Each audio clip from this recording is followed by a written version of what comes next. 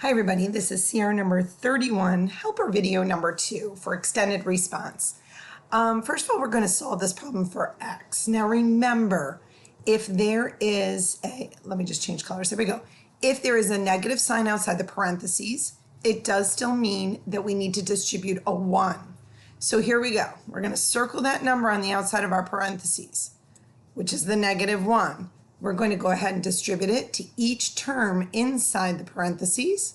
So negative 1 times 2x is negative 2x. And negative 1 times a half is just negative 1/2. Minus 2.5. And the other side is still equals negative 4.5 minus x minus 13.5. Now, you may be saying to yourself, you don't really like fractions and decimals together.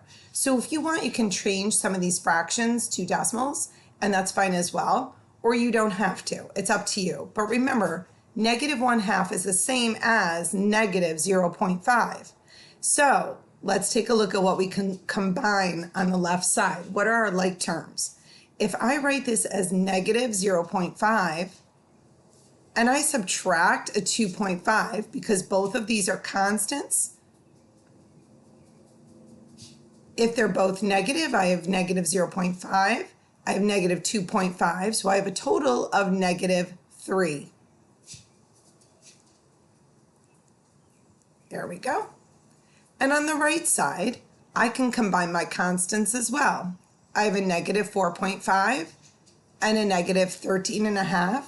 Both are negatives. So if I have 4.5 negatives and 13.5 negatives, well, I can just combine them together to find the total number of negatives. So 13.5 is the same as 13.5.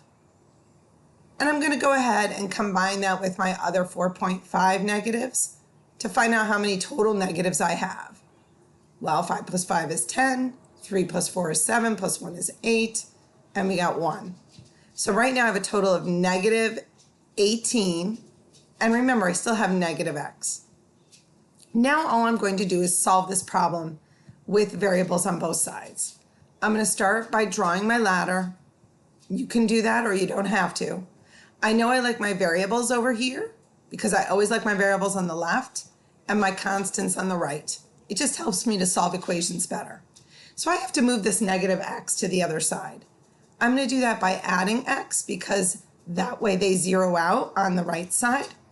Anything I do to one side, I do to the other. I'm going to put a 1 in front of it just because it might make it easier for me to see the subtraction. Signs are different. I find the difference. I have 2 negatives and 1 positive, so I have more negatives. And I have 1 more negative than positive. You could always use your calculator. Don't be afraid to.